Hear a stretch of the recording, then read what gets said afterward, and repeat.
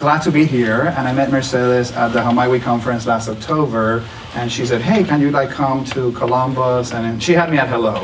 So, we have a lot of things in common.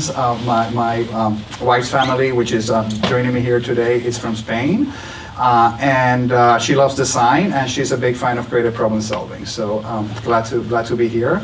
Not necessarily on the coldest week of the year. If we have a choice moving forward, maybe when it's a little warmer. I'm from Puerto Rico originally, so I'm not used to this type of weather.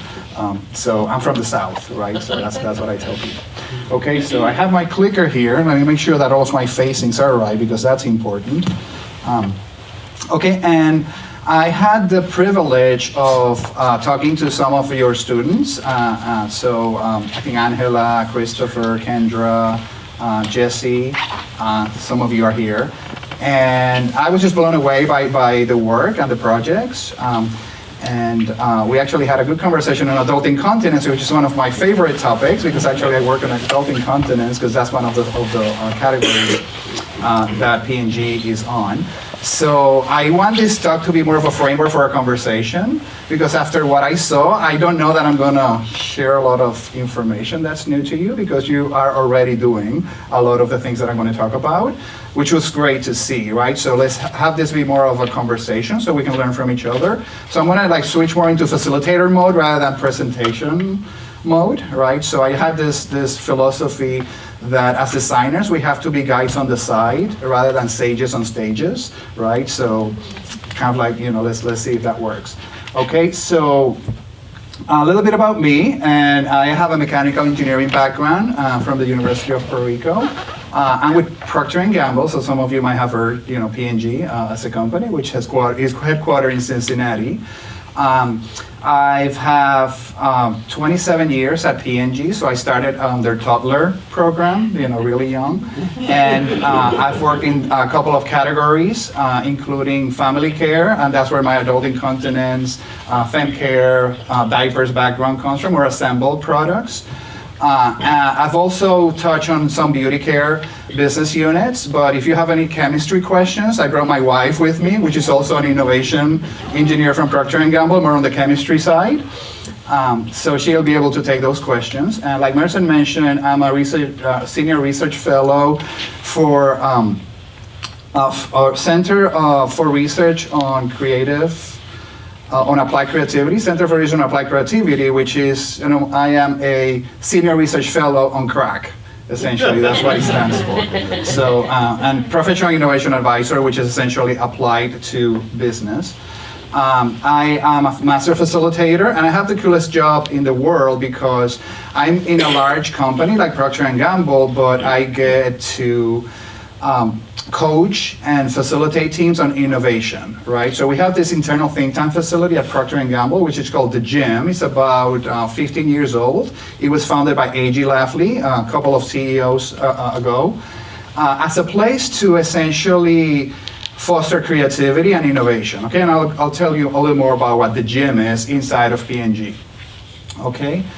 So that's a little bit about me. I'm there sitting on my soapbox, and I'll tell you about the soapbox later, because I figured if anyone has a right to have a soapbox, it's Procter & Gamble, right? So I'll tell you about it a little later. Okay, so the agenda for today is I'm going to give you a quick P&G overview and give you some idea on what our business model is, just make it more explicit on what are the things that we're looking for in terms of superiority and to drive the business. Then a quick overview on the gym as a facility, which is essentially what just dawned on me, which was interesting, is that what we're trying to do here at P&G is to create an environment like you have here, right? So it's interesting that we're trying to bring that back into industry in a sustainable way, right? So that was like an interesting insight. Then I'll talk a little bit about human-centric innovation style using the Ambassador model, and some of you might be familiar with it, so I think we'll have some quick fun with that. And then I'm going to do more of a deeper dive on a case study. So I'll do a quick case study on Downy Unstoppable, so that's why I brought all this beautiful packaging here. And then do a deeper dive on a case study on a product that is currently in research It's been exposed to the public, so that's why I can share it with you, but it's not quite launched yet. So I thought, it was a good example of applying the design thinking process to get to the current design and what the offering will be in the future. Okay, and then wrap it up with some Q&A. Does that sound like a good plan? Yes. Okay, so we have about 1 hour for the presentation and about 30 minutes for Q&A, so let's see how it goes. During the presentation, if you want to ask any burning questions, then, kind of like raise your hands and, we'll try to, address those, but, we also need to keep it moving because I have a lot of content. And like I said, after seeing some of the work that you're doing, I can quickly go through some of these slides because you're actually already doing that better than this example. Okay, so let's dive in. These are some of the billion-dollar brands from P&G, so you're probably familiar, right, with some of the categories that we're in.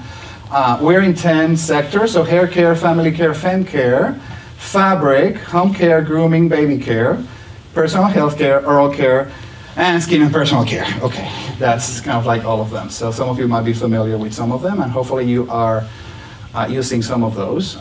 And if you're not, then you're missing out. You should check out P&G products. Okay, so this is our purpose, right? And this is one of the reasons why I've stayed with P&G so long, because at the end of the day, it's really serving that our consumers, right? And making their lives a little better. So that's what drives us every day. Okay, a little bit, we're about 66.8 billion in global sales this fiscal year, and I pulled these from our year-end summary. So this is all on the P&G website, pg.com. So you could pull this. Gives you an idea of the size of the company and some of our financial elements. So give you an idea of the size of the operation. And I pulled this letter from our CEO, David Taylor, to our share owners, and I highlighted some of the elements which I think are directly relevant to the work and the education that you all have going on here at your school, right? So, like Mercer said, we're operating in a very dynamic environment, to say the least, right, with everything that's happening around the world. We want to be the disruptors of industry. The fact is that if you're not innovating, you're falling behind, and eventually you will be out of business, right? You will be the Blockbuster of the video stores. And we want to drive that culture, so we are restructuring our organization and building that culture. That's part of what the gym is about, right? That's why we built it 15 years ago, and that's what continues to drive us in service of that.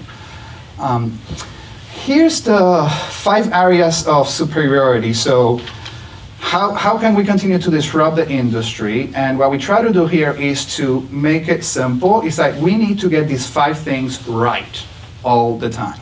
Right? Because when we get these right, we know that we are successful in the market. Okay, so the first one, obvious, right? We're about superior products, right? So what we want that superiority to be is really be noticeable, not just a little better in some 300 base test, right? It really needs to be consumer noticeable superiority, almost to the point of delight, right? Really, we need to get that right. We need to get our packaging right. Packaging, it's essentially the vehicle where we serve our products, right? And if you are in a formulated business, right, so essentially the nectar that's inside the package, right, it's really the product, but then the package needs to bring that to life across all of our distribution channels, right? So either that being online or on the shelf. A lot of people think that P&G is a marketing company. I say that P&G is an innovation company with great marketing, right? So that's really where the brand communication piece comes in, because, those of you that are familiar with marketing, know that this is key really to bring that magic to life. Especially in our more complex world of communications, where the center of gravity is shifting from the old model of TV ads, right, or having a network television, to multimedia, social media, right? It's a whole different game, and Amazon, with Amazon coming, becoming essentially dominant force, we really need to be effective on communicating our brands across every channel. But retail is still important, right? So still the majority of our product go through brick and mortar stores. That's shifting. So for example, we ship more diapers, Pampers on Amazon than any individual retailer, right? A lot of people need that auto ship, constantly, especially if you have twins, like my wife and I, we had twins. We have 9-year-old twins. So I remember those days where, we needed that replenishment, constantly. And finally, we need to deliver a superior value equation for consumers, so consumers know that they're getting the best value that they can get. It's not necessarily the cheapest, and it won't be the cheapest product, but we really go after value because that's our business model, right?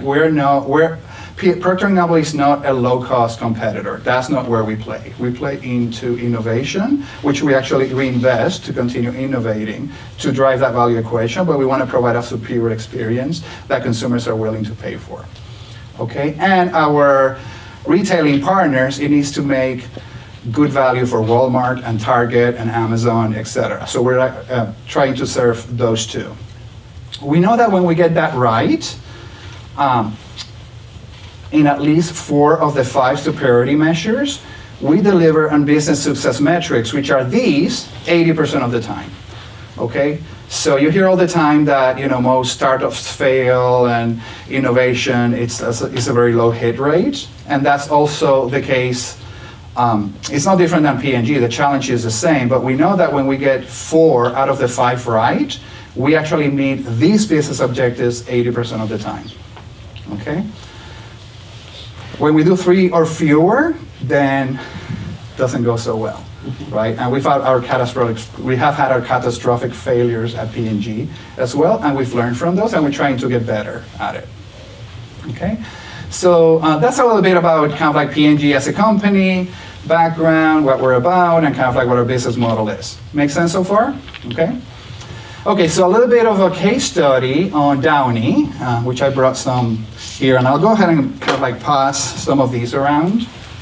You start on this end, and then you can open it and play with it. Don't eat it. Okay, it's not edible. Just saying. Right.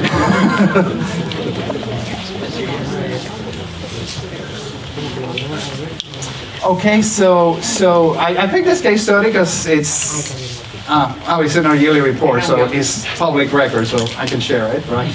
But also because I found it interesting. And it's a faster form of fabric enhancers, right? So it's kind of like a new or more recent category, right? When you think about laundry as a category, it's kind of like a dull category for most people. It's like, who likes doing laundry, right? But what we've done is that with Downy Unstoppables, we kind of like created a new job for consumers, right? Because when you look at the laundry categories, you essentially have the powders, you have the liquid, and now you have the what we call unitized dosage, which is the pods, right? The Tide pods. And then you have also fabric enhancers, which include Downy to kind of like soften the fabric, right, and make it feel good. And it has some scent to it, but there's a segment of consumers that really like to dial up the scent, right? They're really scent driven. So you don't want to increase the scent on your clothes by adding more detergent, because that's not necessarily a good thing. And neither with the Downy kind of like fabric softener. We found that there's segments of consumers, and actually Hispanic consumers tend to be more scent-oriented, that really wanted to have the flexibility to dial up the scent.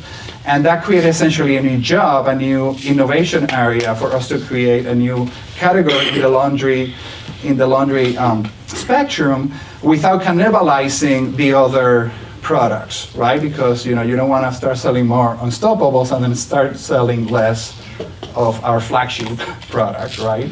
So it actually created a new job, and that's really driving growth. And there's a lot of upside potential for that, from a product standpoint, right? So if we look at the 5 elements that I mentioned earlier, right? So the product, it's kind of playful, it's delightful, it kind of like sounds like maracas when you actually do the package. It's like, oh yeah, this is cool. You could actually use these as maracas. And the part of the design work that we did is actually designing the beads form, which was different, right? Because you have powder, and you have liquid, and then you have pods, right? But the beads are kind of like an interesting, like new form that makes it more playful. And actually, it has functional elements because you could actually toss it into your washer, either if you have a top loader or a front loader, which you have to take into consideration because there's different kinds of machines out there. Not only in the US, but like think about globally, there's all kinds of configurations of machines, so this really needs to work across the globe. Right, so that went into the design of the beads form, which also provides a good media to encapsulate the chemistry, right? So that goes into the design of the product, which is definitely superior. And in this case, it was kind of like a new category because there were really no competitors in the space, right? So we have that product superiority. The package was really about making it distinctive, right? Because you don't want to confuse it with a softener, right? And I brought this example because it kind of like follows the same, there's probably one of these Unstoppables, the blue one, right? So it matches the same scent, but it has a different shape. And as designers, you know that shape is king, right? So really you can differentiate it on the shelf.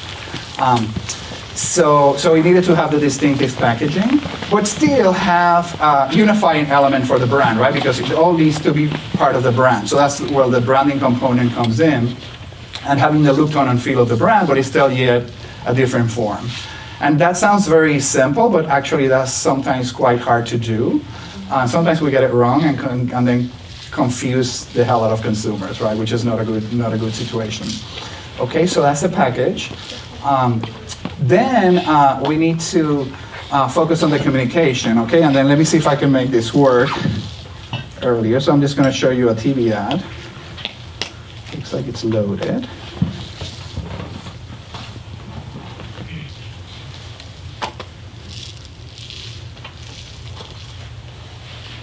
Okay, looks like it's loading up.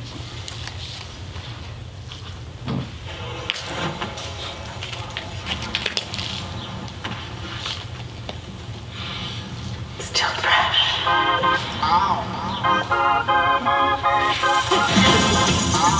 Unstoppable in-wash scent booster.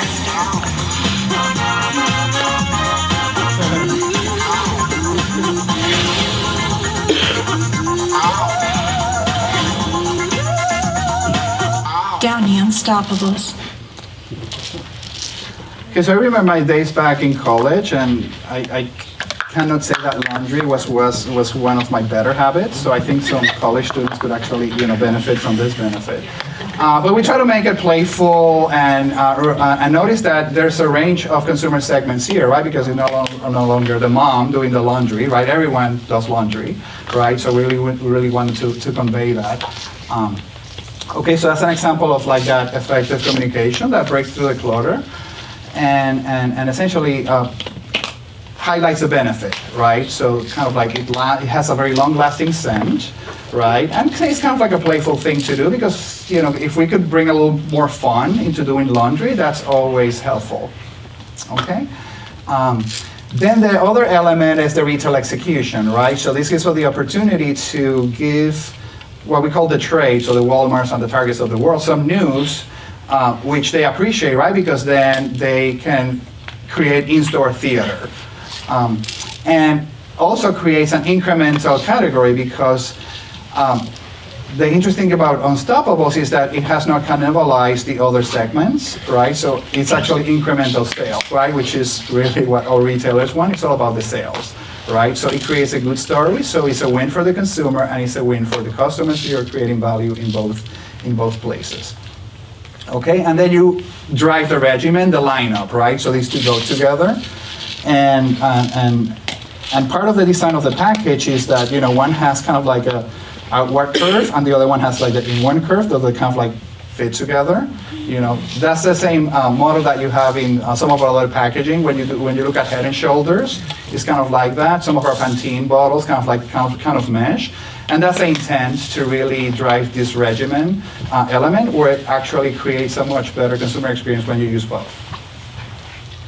Okay, and like I said, it has huge upsides because only about 15% of the households have tried it, and it's using 8% of the load usage, right? So still a lot of potential to grow. Okay, so that was kind of like a quick run through the 5 vectors of superiority, connecting it back to the business model. Is this making sense? Okay. Any questions so far on this part? Because then I'm going to kind of like switch gears a little bit. Okay? Everyone with me? Cool. Don't eat it. Hey, over there. Don't eat it. I'm watching you. Okay, so a little bit about the gym. I'm going to give you kind of like a quick overview of the gym innovation capability, but I think the biggest insight is really what I articulated earlier, after like touring the facility with Mercer, which was so gracious to take us, and then talking to the students. It dawned on me, what we're trying to do with the gym is really to create that environment in a corporation to drive that innovation, right? So, like you, we do a lot of, actually, let me do this, because we actually had the Bring Your Kids to Work Day. So I'm going to show you a video, and I'm going to have the kids explain to you what the gym is about, and then we'll talk a little bit more about it, see if that works.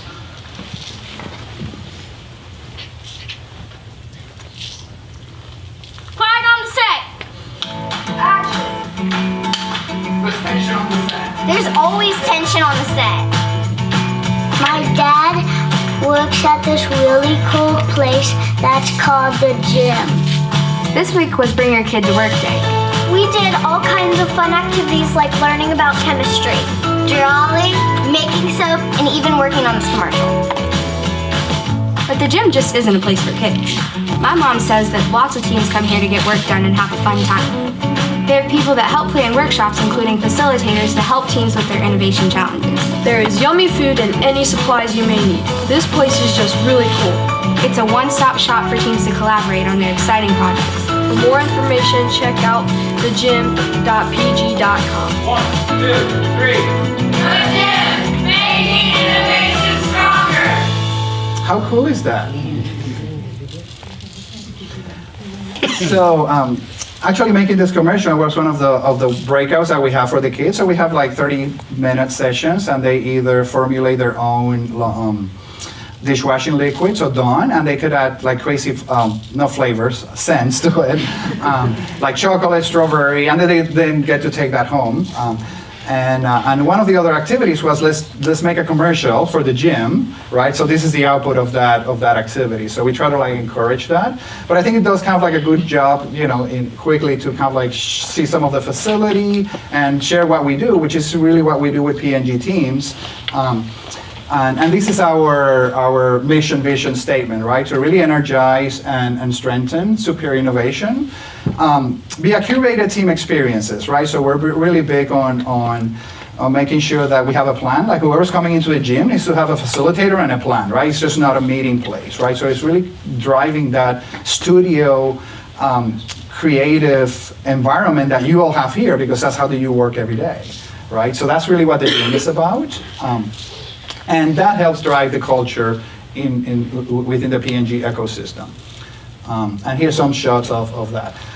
Here's just the facility. So we have 12 studios. And as part of our facilities, we have a retail learning lab, which is like a mock store. So like if you work into a Kroger, so it's kind of like our own internal Kroger that we could do different configurations. Today we can make it look like Target. Tomorrow we can make it look like Walmart. And we also have some spaces that we can look for a bodega or a kiosk in China, right? So really about learning about that interactivity. Then we have a home, which we call the home, which is essentially a house. So it looks like a house on the inside, and you'll see some video coming up on the facility for us to learn more in context.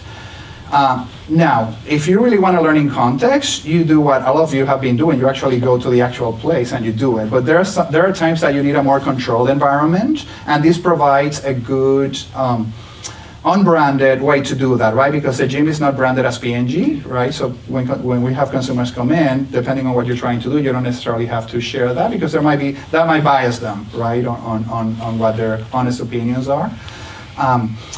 So a little bit about how that looks.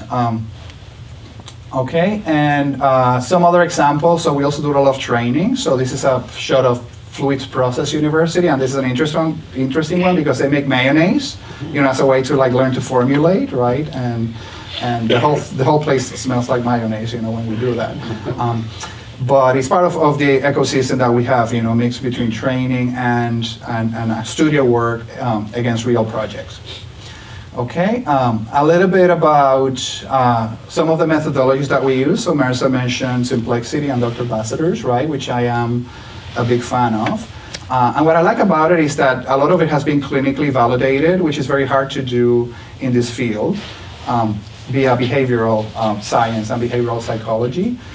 Design thinking for sure, and then other suppliers and partners like Strategic Play, which are essentially the Lego serious play, used in creating artifacts to represent insights.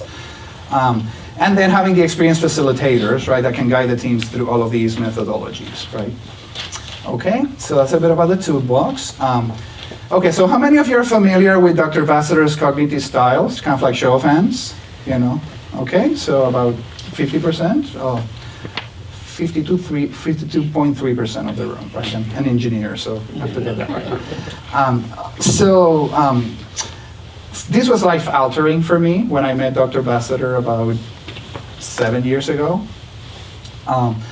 It essentially has the two vectors, right, of how people like to acquire information, either by experiencing things or by thinking about things, right? And everyone's a blend, right? So we're not the same, or the extreme.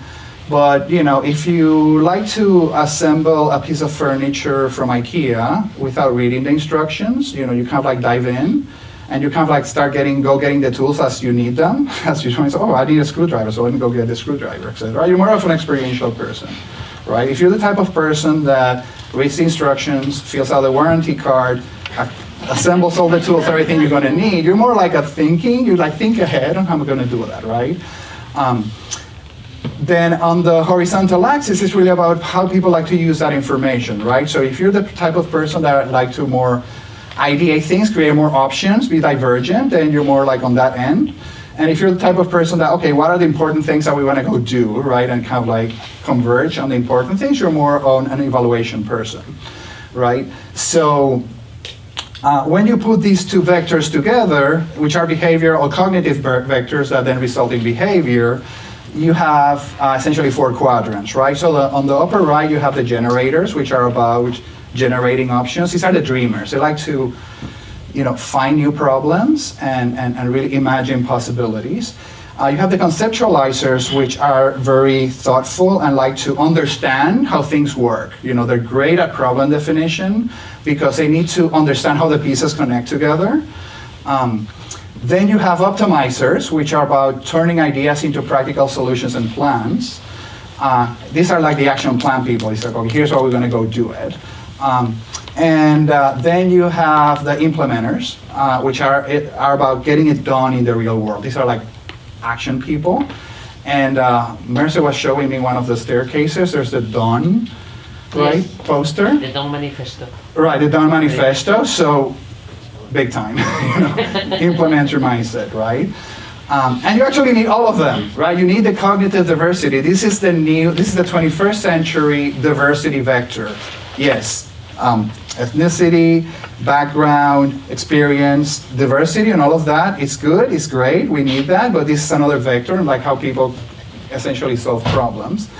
So just kind of like a show of hands, let's just do a quick exercise. So some of you might have done the profile actually, but how many of you think that you fit more in your generator quadrant, like show of hands, right? Okay, so, we have a few, yeah, 1, 2, 3, 4, 5-ish. Okay, how many conceptualizers in the room? 2, 3, 4, 5, 6, 7, 8, 9, 10. Yeah. Yes. How many optimizers? Kind of action plan people, okay? love conceptualizers. Not surprising for a design, school, right? I'm glad. Yeah, because you never know, right? It's like, okay, this is broken.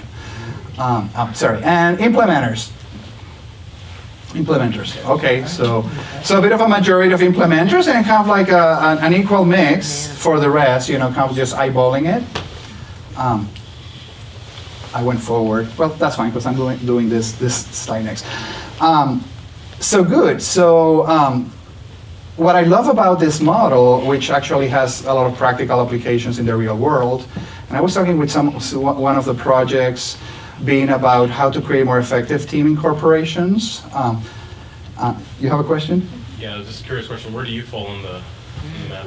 Oh, so I'm actually a mix between conceptualizer and generator, right? And Marlene, what type of you? Conceptualizer. Yeah, so she's a conceptualizer, but she actually has a strong tendency on optimization, right? So she completes me, right? That's kind of the thing, right? Because which actually you need cognitive diversity because research says that when you have that, you actually get better results. And there's a lot of tension across the diagonals. So implementers think that conceptualizers are always thinking and they never do anything, right? And then conceptualizers might interpret implementers as their trigger happy cowboys that kind of like hit their heads against the wall without really understanding what problem they're trying to solve, right? So you can like see how that goes. And this is actually great for relationships. So, I'm more like on this side of the hemisphere and my wife is more on this side.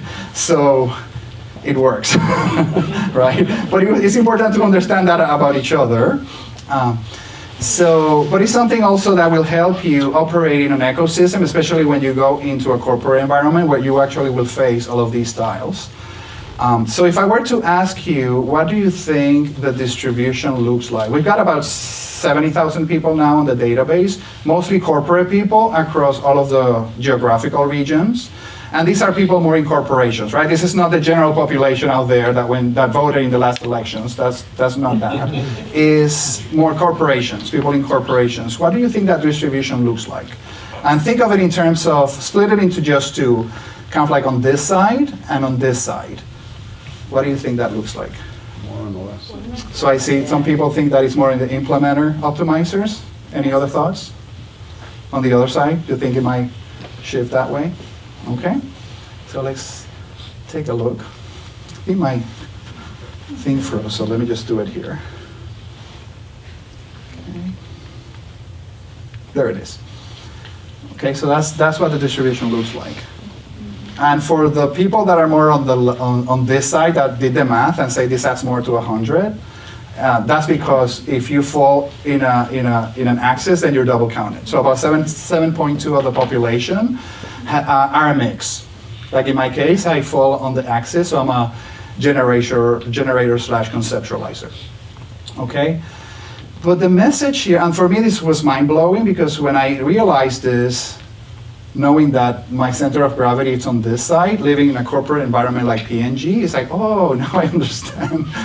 Maybe a lot of those conversations, I shouldn't have been so divergent, right? And I could have adjusted my style. But this is the ecosystem that we or you are all going into, okay? It's not good or bad, it is what it is, it's just data, okay? But just realize that because in order for you to be effective in a corporate environment, you need to exhibit the right critical mass of optimizers and implementer behavior. That doesn't mean that you're gonna give up your base, but this is actually where creative problem solving and design thinking can help because it could help create a framework and a process to operate to be effective in this ecosystem. Okay, make sense? Yes? From your experience, is it better to be closer to the center or further to the outside? That's a great question. It's like a lot of psychometric tools. It's like it's not good or bad, it's not better or not better. What it does is that if you're closer to the center, you tend to be more balanced, right? So you tend to be a better bridge builder and facilitator against the different styles. When you actually do the tool, you actually have 3 categories depending on how far you're from the center. That indicates if you're more balanced or if you have an inclination or if you're specialized. type of person, and they all add that. They all add value. So you might be more of an SME the further out you are? If you're further out, you're specialized in your style. Yeah. Yeah. Okay. Good. Okay, so that's a little bit about this tool, and here's what the research findings are. So everyone's a blend. It's about state, not traits, right? So it also depends on what situation are you in. So when you drove in this morning, right, that was not probably a divergent activity, right? You probably, unless you take different routes every day, right? There might be some of you. Number 3 is one of my favorites, and this actually was my contribution to Dr. Basseder's research. And is depending on context, your dominant orientation is less important than your ability to shift among quadrants to be effective.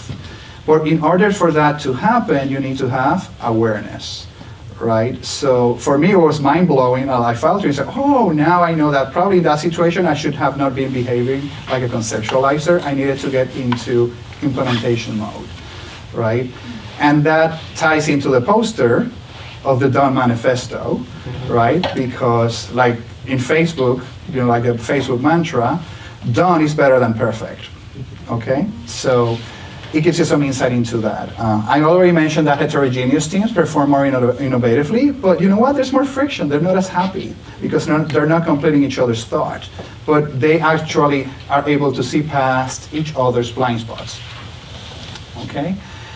You can be trained and skilled in all 4 quadrants, right? Which is also where design thinking comes in, right? Because it helps you to define the problem, frame the problem, get into action, prototype, and then come up to a solution, right? So it's actually a way, and it's really another way, like Marissa said, of articulating creative problem solving, which is the wheel that I showed you earlier.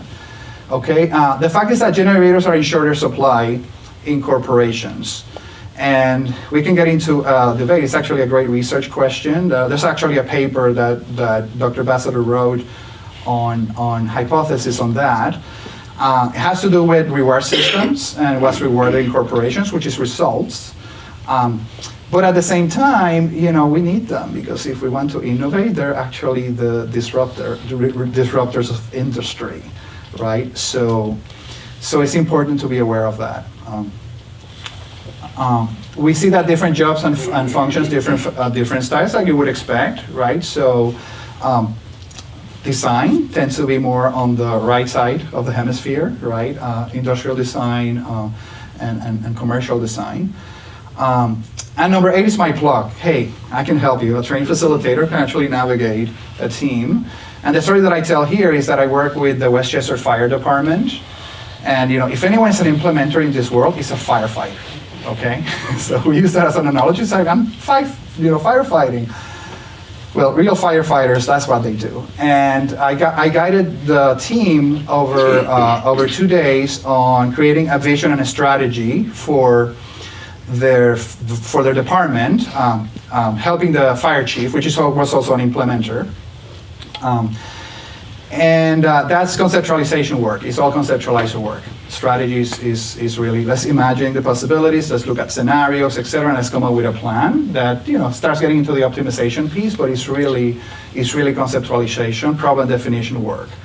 And that led to an engagement with the Westchester Township, so they just published their strategy, and now there's more fire departments coming in trying, hey, can you help us, with strategy? So more to come on that.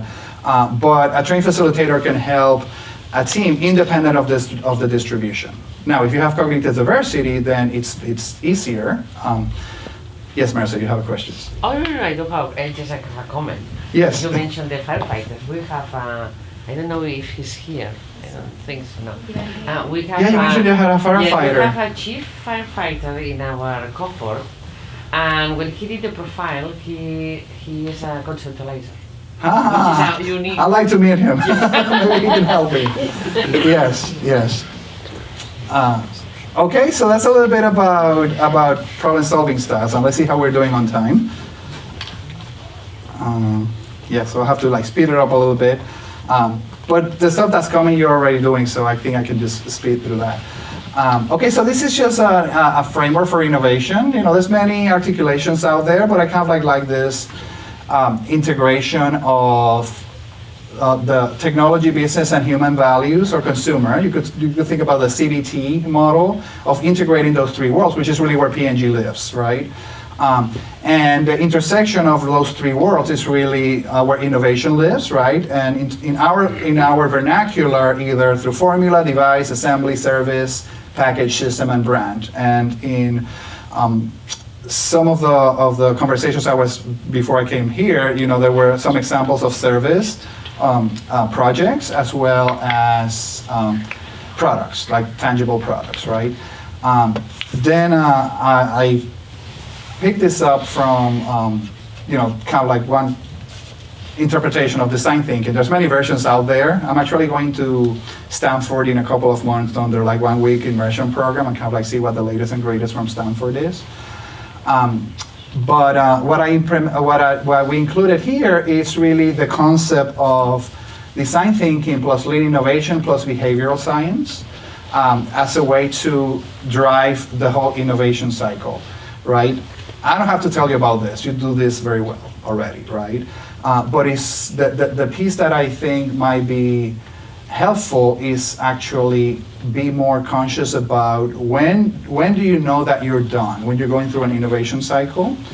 And I'm going to show you some examples with the Tide example, is that you're done when people choose you over existing solutions. Okay, and it has to be in a behavioral way. That means that it has to be some kind of transactions. Consumers have to be like giving something to get your product, because surveys don't work for that, okay? This like, would buy, probably would buy, might or might not buy, forget about that, okay? They have, okay, don't quote me now and say like, I'm banning surveys, right? They're good for some learning objectives, but they're not sufficient, right? You need to generate an effective body of evidence to know that behaviorally, consumers are choosing you or are choosing your solution. Okay, so let's dive in a little deeper on that. And this is a framework, and this is just a simplified version of Austin Waller's business model canvas, right? So how you apply to a business. But I like the simplicity of it because it really talks about getting your consumer value proposition right, and these are the building blocks of that. Building a business value proposition, right? It needs to make money, right? And it needs to have a path to market, right? Might not be totally defined, but you need to be able to articulate or kind of like see how you could get there. And it needs to have the right value chain, right? And like I mentioned, path to market, production, partners. And at P&G, a lot of our innovation actually is in our ability to make these products effectively and efficiently at an acceptable cost. And that's why I titled this Fast-Moving Consumer Goods, because that's the business that we're in. We're not building cars, we're not building computers, which are more like, higher ticket items. But consumers are buying toothpaste every other week. Consumers are buying detergent every month, right? These are fast-moving consumer goods, and it's a very specific niche in the market, so you need to be able to innovate in that space. So a lot of our ability to be effective is our ability to industrialize the products.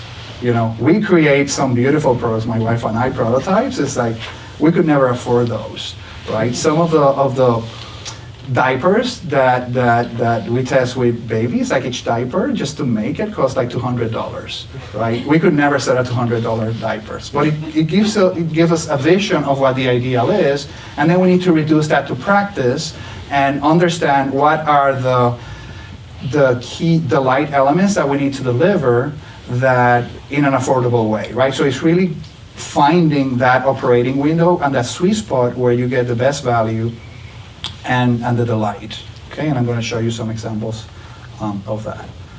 Okay, so here's some examples of projects that we've touched with the gym.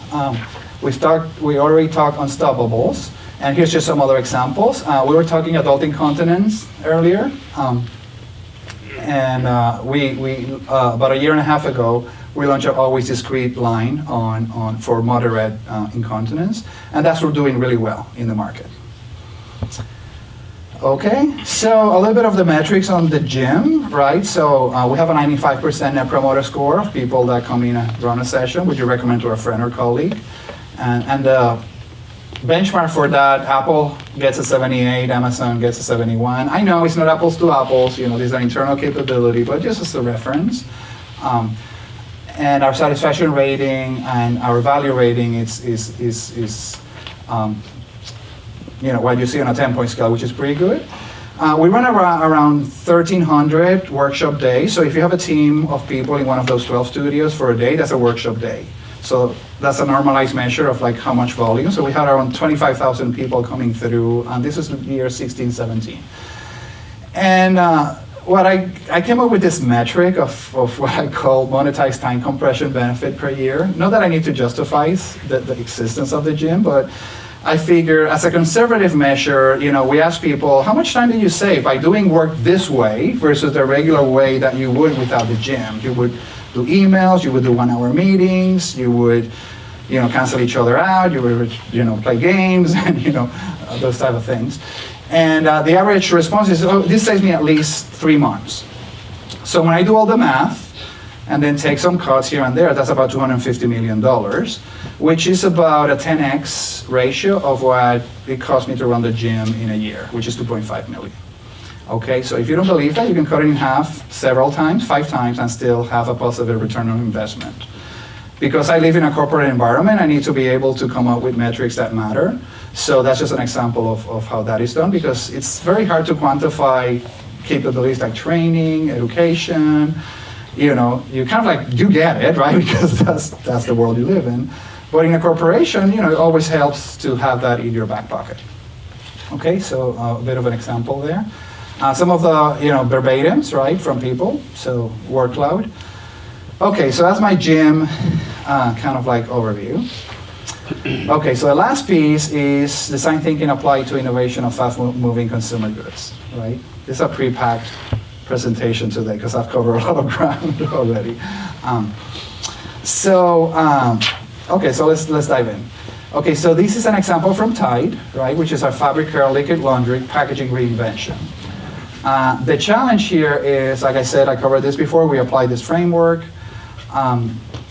This is a journey map of the consumer journey. I don't have to tell you anything about journey maps because you have them plastered all over the walls, okay? So you get it, you know, it's important to have that empathy, understand the different steps that the consumer is going through across all of the pieces. You know, in our case, getting the product, bringing it home, storing it, doing laundry, disposing of it, getting the last drop out of it, you know, et cetera, and identifying what all those tensions are, which we call the desired consumer experience. So really, what is that desired consumer experience that we're after?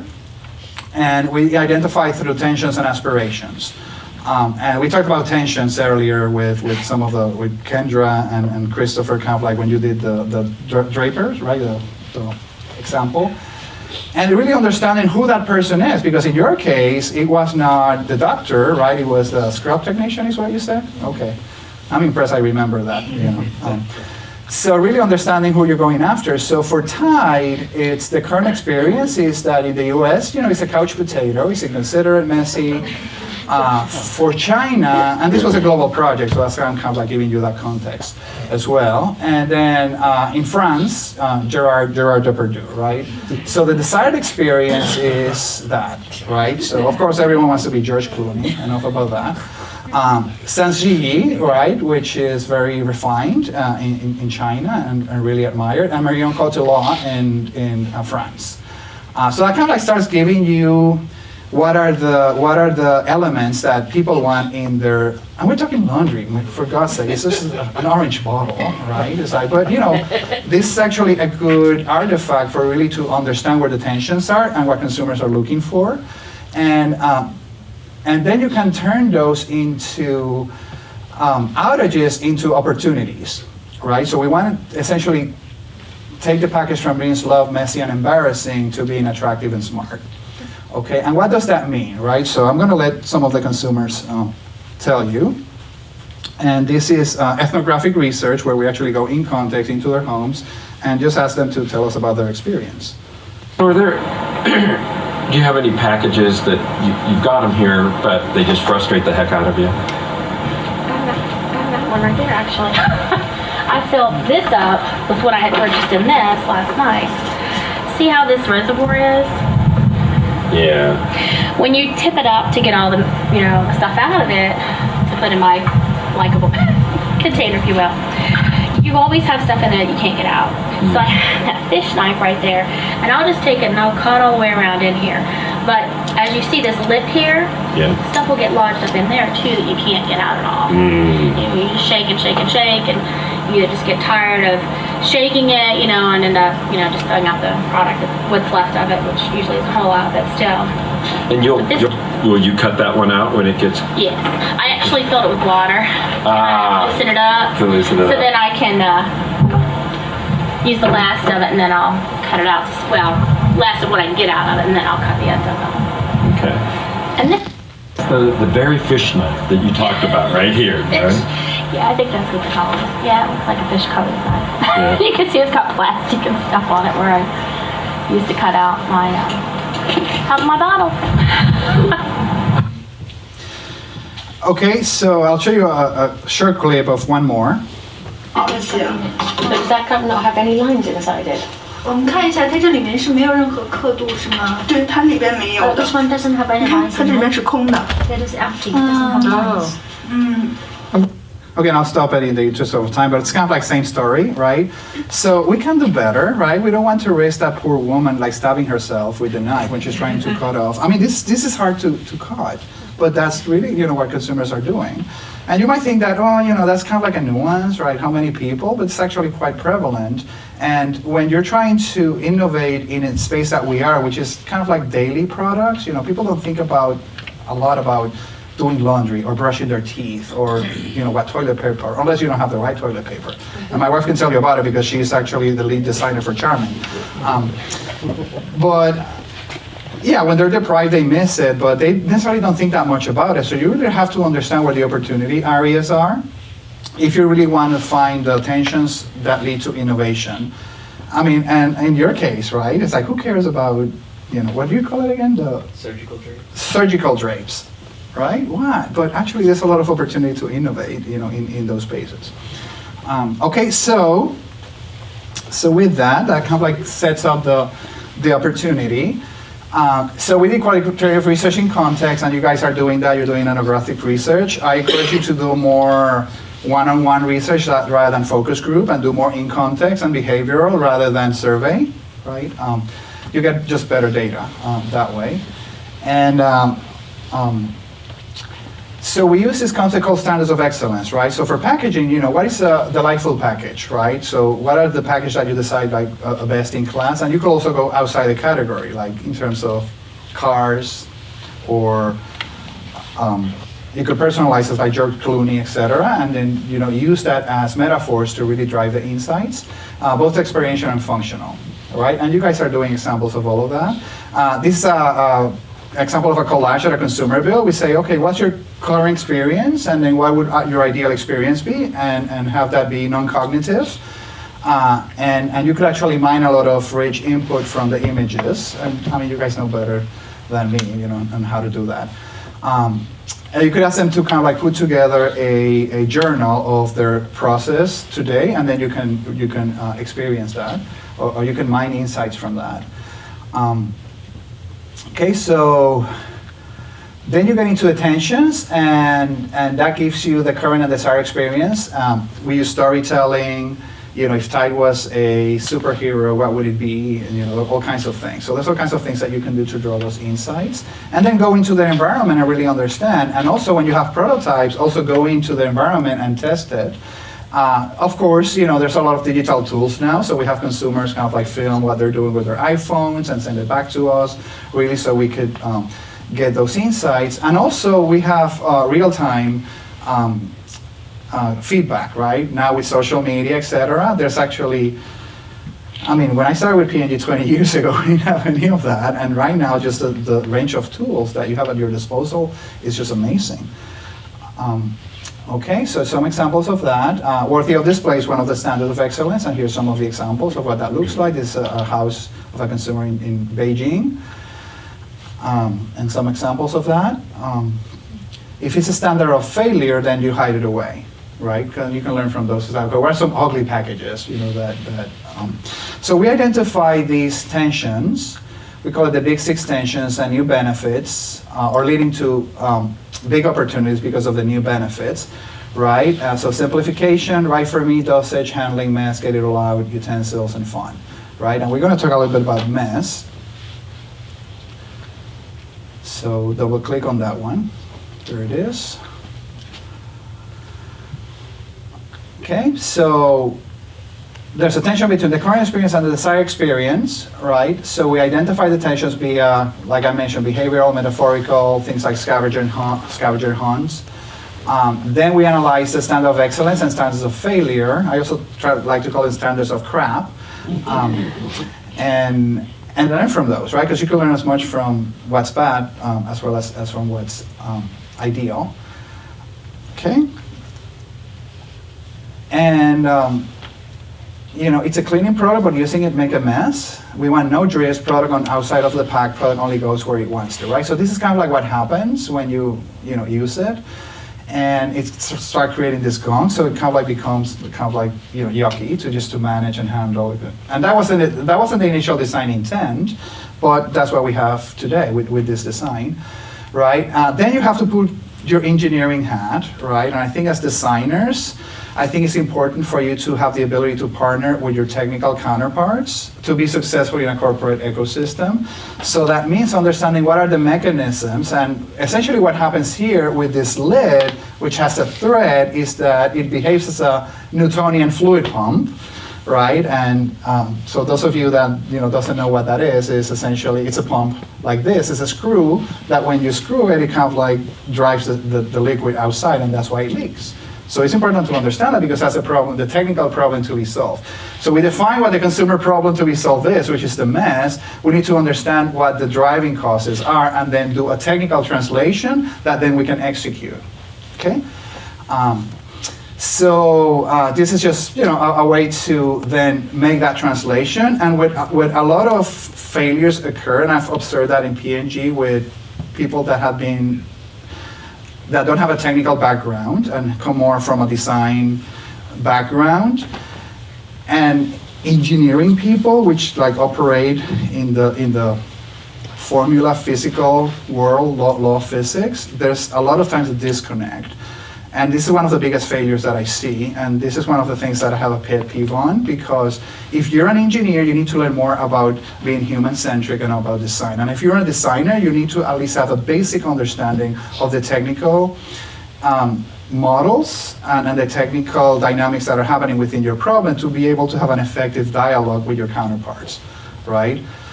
So anyway, I had my soapbox moment. That's why I have a soapbox. I almost brought it, but I said, no, I'm not going to deal with that in all this now. Okay, and what that means is that you need to get into, translate into the mechanism of, okay, fluid is expressed to the outside of the package during replacement of the cap by the interference of the threads. Okay, that's not necessarily how a designer would explain it, but a mechanical engineer will understand that language. Okay, and then, okay, so we need to integrate the dosing device into the package so that there are no threads to wet, right? So we have to actually get rid of the threads. And then we can measure that, right? Because also you need to be able to measure your progress from like in the laboratory, etc. Because that's how things get done in a corporation. You need to actually find evidence, and that's how you convince management, and that's how you get project funding. You need to be able to express that data. So really having that partnership enables you to create measures, and I'm going to show you some examples on measures coming up. Okay, so we're going from the slopes to smart and sexy, right? So what makes a pack a slope, and this is just another framework that we use, is like, I want a clean package, however, this is what I have, so that creates a tension, and then that leads into, okay, what prototypes can I create to resolve this tension here? Okay, so let's look at some examples. So that essentially got us to what are the innovation vectors, right? So we're looking at the mechanisms where we can bring a solution for this, right? So either we can dock it, pour it, or pump it, right? Which are, three common mechanisms on how we could solve this problem. So here's some of the early prototypes, right? So we have some systems here, and with the effective funky names, right? So Legally cat bag, frameless jug, or an IV bag, right? It's like, because, where are other places where this problem is being solved, right? Where are the other places where you're actually providing micro dosage in a very controlled, effective way without drips, right? So if you're doing a blood transfer, you don't want the blood dripping, which is one of the problems that you have with some of the doctors that, the drape was just kind of like leaking, right? So you draw from other places, and you know that as designers, right? Innovation by analogy. And there's other mechanisms, then, there's a set of bottles, that we could test, right? So there's pouches, all kinds of this. Nature has solved this problem, right? So who's ever here milked a cow before, right? Okay, or in the Midwest, so I guess that shouldn't surprise me. So it's actually a very effective mechanism. So how might that be translated into a mechanism, right? And at this point, it's divergent. It's like, hey, we're just exploring possibilities. And what we want to get to is when we have all of these prototypes, we really want it to be behavioral, right? So there's a stimulus, has to be done in context, and then we have to observe the behavioral response, which is not necessarily fill this survey and tell me, would you buy or not buy, right? That's really not the right metric at that point, right? You need to really observe them.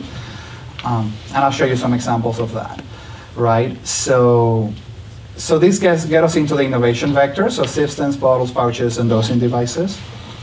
And here's just a simple bullseye exercise where we had Chinese consumer place each of the prototypes. The center is the ideal, and the further you go outside, then the further you are from the ideal, right? And here's what the current product is, and here's where they rated a lot of those prototypes. So we already know from the get-go, we're onto something, and this is something that you can take to management and say, hey, this project is worthwhile because right now we have some great options that we can continue to refine, right? So essentially, making your learning visual and putting some kind of metric doesn't have to be statistically significant at this point, right? You're looking for where's that insight, like where's that trend, where do I need to go next?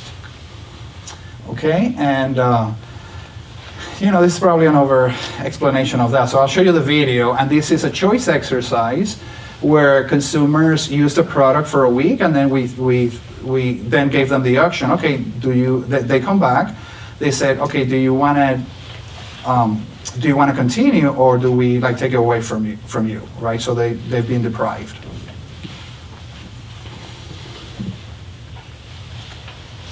All right, Elizabeth, place your bottle over there. Now, the moment of truth has arrived. You have arrived with the bottle that you just purchased. Yes. You can leave with that, or you can trade us to use for the next week or two. Any one of the prototypes you've used, plus the same amount of liquid and loads as is in that bottle. So, what do you choose? Choose this. All right, pull it towards you. And we're going to take that one away. And why did you choose the bucket? And I did think about the sleeves. And even though they are nice, but they're all recyclable, so that was the one thing. They're all recyclable with the refills. Just that I was really thinking about, I don't want to lift any more than I have to, and as long as this system is working great and it can sit there, it's just the easiest to use. I get the throw and wash, I get 2 little scrubbers, and it's all in one. So I like having that whole package. Okay. All right, great. And I do like the size bottle on here, so I'm glad that I think it stabilizes better for the whole thing, and it fits in more areas because it's not as high. Okay, so moving along, so she liked that prototype, and here's what the results look for the similar exercise in France, China, and and Cincinnati. And actually, that facility was our home facility that I showed you earlier. So this is the place that looks like a home, right? So then you can turn that as an example of how you do drive measures that matter. Remember the tensions model, that you can turn that into a scalar questionnaire. It's not a survey. It's just kind of like, rate this for these elements, right? So making doing laundry more difficult to make laundry doing easier. And then you kind of like go through each of those, right? So forth and so on. Then you could also rate the emotional components. We talked earlier, worthy of display, something I would try, fun to use, and you have a -5 to a 5. And then you can essentially create a scale that you can continue to use as you evaluate prototypes based on the consumer insights, right? Because that's where it came from. As an example, right? So we want to resolve the 6 big tensions in parallel. We started focusing on mess, but as you start to innovate, you have an opportunity to fix a lot of those tensions, right? And that's where you are in that sweet spot, so as many as you can go after. You might need to give up some, and you need to make that choice based on what your design constraints are.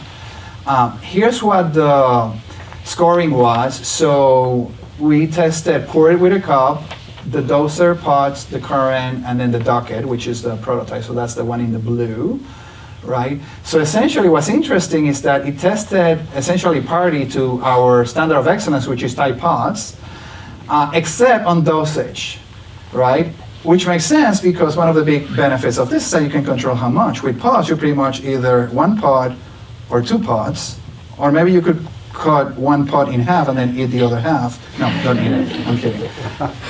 But it makes sense, right? So this is actually a unique way to differentiate this offering versus some of the other, because you don't want to cannibalize your all-stars, right? So it allows you to measure that as well. Okay, and then this is a way to measure then the delta of the right Fermi tensions that we had before, right? So what you see here is that you essentially have 3 delta points on a -5 to 5 scale, which is significant, across the key measures of worthy of display, fun to use, provides moments of delight or pleasure, I think is the way that was framed. So you're making progress. My point is that you need to measure it and you need to be able to show it, right? Okay, so moving on. Okay, so I'm going to wrap it up because I think I'm running over time, but this is what the final design was, and we put this on Amazon. Right now it's in test market, and more to come on what happens, right? It's not available for sale yet. When we were doing the video setup, some of like the AV crew saying, "Oh, that's cool. Can I buy it?" It's like, essentially is the pump. So we go from slop to stylish and with substance. And then I think I have a demo here coming up on how that works. And we also incorporated an improved cap as well, right? Which allows you to see the easy view window, so you can see how, and then it has a scrubbing tool. And you toss this in the wash when you use it, which actually you can do with this cap today, right? So I don't know if you know that. So you could just measure it and then you need to pour it, just touch the whole thing, and then it comes out clean after the wash. So this is how it works.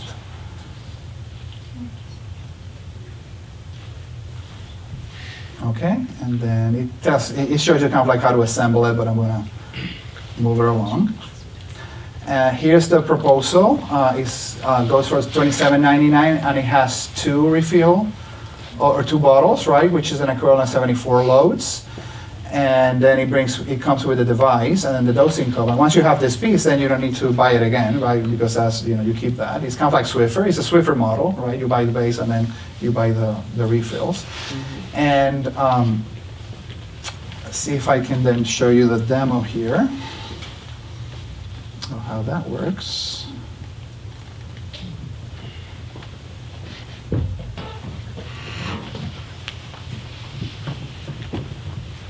Let me show you a little trick. How to pour your laundry detergent, just one hand. This is the new all-in-one Tide product called Tide Pancake Easy Press Precision Dispensing System. It's simple. Just press down the Easy Press push button and here comes your trusted Tide detergent. And you can see in this clear view window just how much Tide you have left. Pour it in the drawer and drop the measuring cup into the washer with your laundry, so it gets clean too. Refills are simple to replace and ordering is simple to do. To learn more, visit TideCleanKit.com.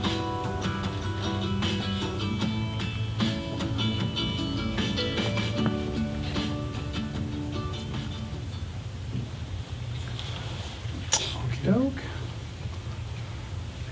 I need to minimize this.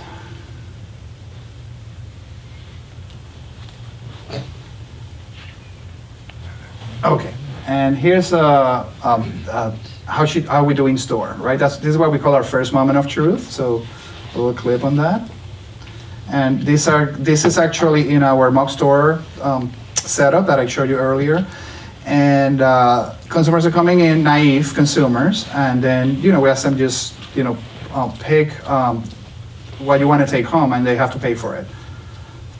Okay.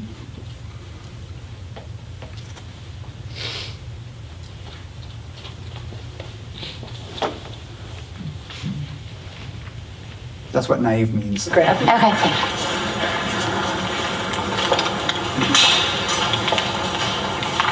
Not here or just anywhere? Okay.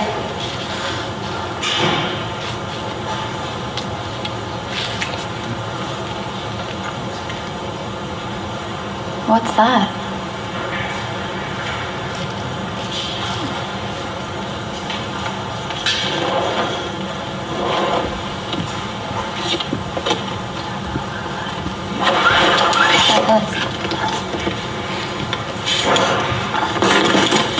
Okay. Okay, now you can shop. Oh, is this a new item?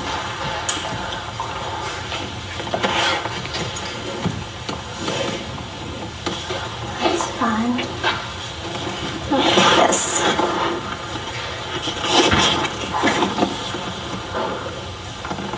Oh, that's an easier.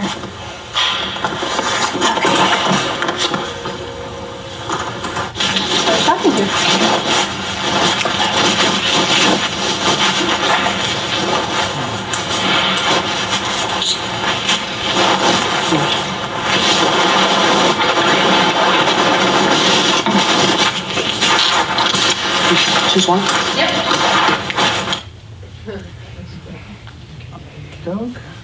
And here's after use. This is our home facility as well. I love that this is just simple. I got it all out. All right. I no question, I got it all out. And that's why I love the fact that it's upside down. I thought it was so cool. I'm like, why didn't they think of this a long time ago? The spot's clean, my laundry room. And so I love the fact that I didn't have to keep going back and cleaning everything up. As soon as the button comes up, it stops. No drip. Love that. Absolutely love that. But I do love just the fact that with that, my favorite thing is just the fact that I don't have a mess. Anybody could do it, because I did it. With the added pressure, my husband standing behind me saying, let's watch this. But no, the directions on the box were simple. I mean, and it's easy to put together. Change? Yes. Oh, you did? So you emptied your bottle and went to a new one? Uh-huh. So tell me how that worked for you. Real easy. I mean, I just took it right out and put the other one back on.